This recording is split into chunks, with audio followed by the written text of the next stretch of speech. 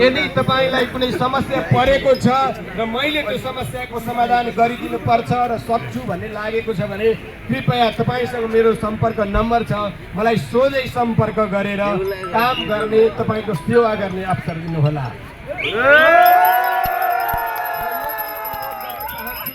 म यहाँहरूलाई बेला बेलामा आएर भेट्नेछु, हामी बेला बेलामा संवाद पनि गर्नेछौँ, तर काम नपरिकन म काम गरिरहेको हुनेछु।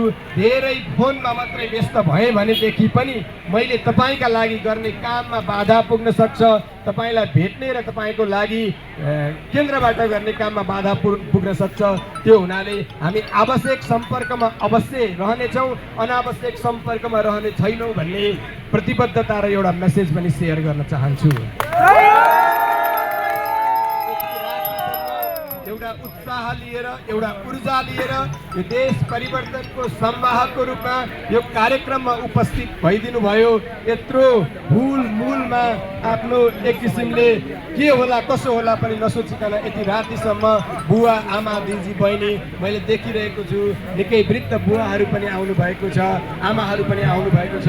यहाँहरूप्रति फेरि पनि म हार्दिक आभार प्रकट गर्दछु र यहाँहरूलाई मेरो मुटुमा राखेर, यहाँहरूलाई मेरो आँखामा राखेर, यहाँहरू सबैलाई राखेर काम गर्ने प्रतिबद्धता दोहोर्याउन चाहन्छु। यो खासमा धन्यवाद ज्ञापनको छोटो सभा हो। यो हाम्रो यो निर्वाचन प्रक्रिया र मलाई आजको दिनमा र पार्टीलाई निर्वाचित गराउनको लागि सहयोग दिनुहुने तमाम साथीभाइहरू जसले आर्थिक, सामाजिक, राजनैतिक हिसाबले र आफूले समय दिएर सहयोग गर्नुभयो, तपाईँको सहयोगलाई म सधैँ सधैँ सम्झिरहनेछु। आज आउँदा दिनमा मेरो लागि होइन, तपाईँको लागि काम गर्नको लागि तपाईँ सबैको साथ, सहयोग, सुझाव रहिरहनेछ भन्ने म विश्वास व्यक्त गर्न चाहन्छु।